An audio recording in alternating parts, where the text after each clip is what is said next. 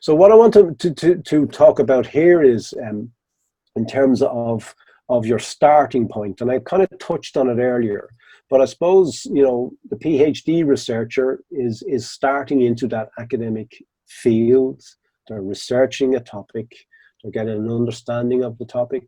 So again, your literature review and what the subject area is saying about it, what are the gaps in the research area, what are you leading yourself towards in terms of what it is you want to pin your research down onto. And they're really, really important things.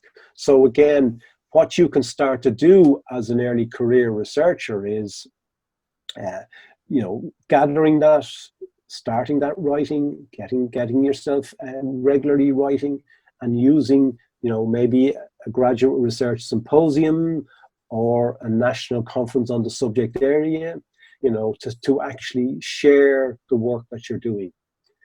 And if you're sharing that, well, then what you're doing is you're starting to write academically, but also you're getting that feedback from the community. And, you know, for an early career researcher, feedback from the community is really, really important. Okay. I did mention mentor earlier, so I'm actually here suggesting time to get a mentor. You know, doesn't necessarily have to be your supervisor. It can be someone else. It can be someone that you work with. What I often encourage the research method students that I teach is to, you know, that they actually maybe team up with someone in the class that they might be comfortable with, to write and share their work with. So again, you have to be comfortable with that. And then the adage of Rome wasn't built in a day. So you have to have a starting point, you know, and start building on that. You know? So even here at this stage, postgraduate research symposium might be a poster. And one could say, what's a poster got to do with academic writing? Well, you have to populate that poster with narrative. Narrative is writing. And then you're getting your work out there for actual people to see.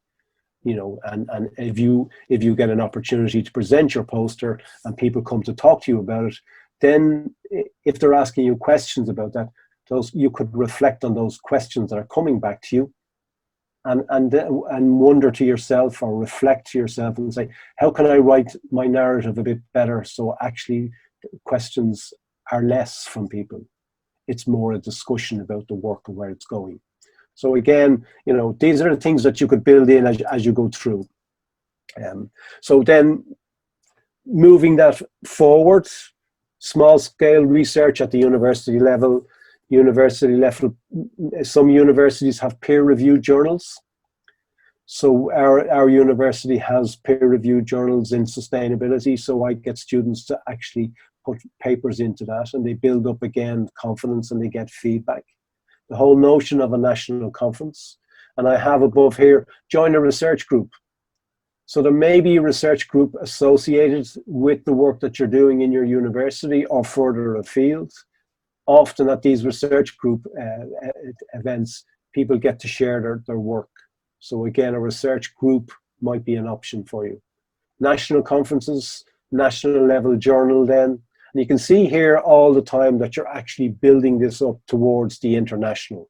And that's the goal, the international journal or an international conference and then an international journal. So again, or outside of the university, there might be an international research group that you can be part of. The other thing I would say to you over time is to become a reviewer. Actually review other people's work. Hugely daunting, but actually once you actually get into a structured approach to it, it's actually really, really helpful. Because now you're getting to see what other people are writing. Now you're getting to see papers coming through that you can actually read. You could become a reviewer for a university level peer review journal. You could be a reviewer for a conference. In the Association of Researchers in Construction Management, what we do is we actually mentor PhD students to be reviewers. So we actually give them a bit more time and they work with somebody so that the review is done together with somebody else. Okay. I have one PhD student who's writing up their PhD at the moment, and she became a reviewer for a conference last year. And she said she was really, really nervous about doing it. I mentored her in relation to it, and I gave her some time. She sent me some of the papers that she was reviewing, and I just gave her some comments back. And they were actually quite aligned to where she was at. So again, that was the mentor relationship. And she said it was the most enlightening experience that she got along the journey. And actually, one of the points that she made in her reflections was that it has actually helped her as an author. So becoming a reviewer, you know, look for the opportunities to do that. I'll talk about journals and the different journal types later, but you may want to even sign up with some of them to be invited to be a reviewer with them. Again, once you're getting out there and you have your knowledge in a subject area. So why publish? Well, the purpose of publishing is to get your ideas out there.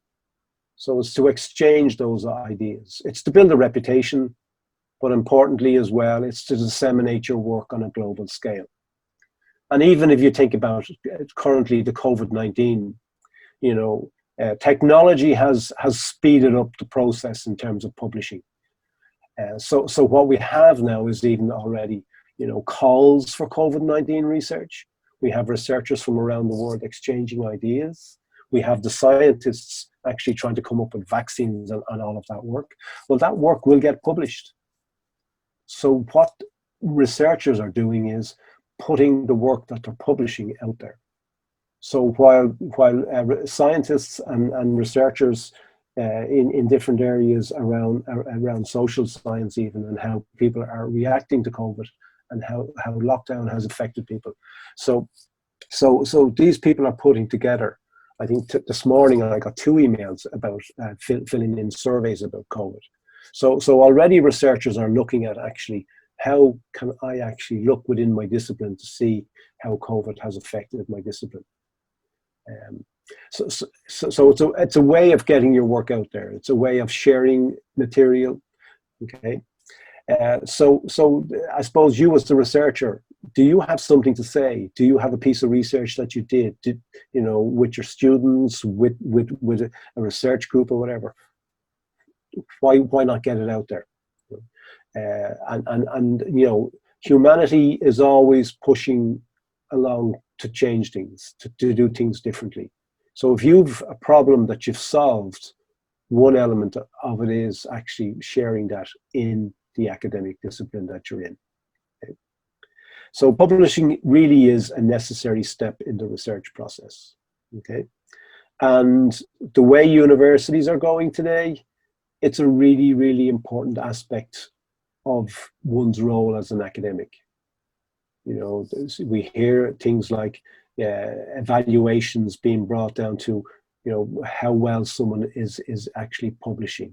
You know, what are your peers saying about you? So if you're publishing in top class journals, the peers are saying your work is actually validated by the community.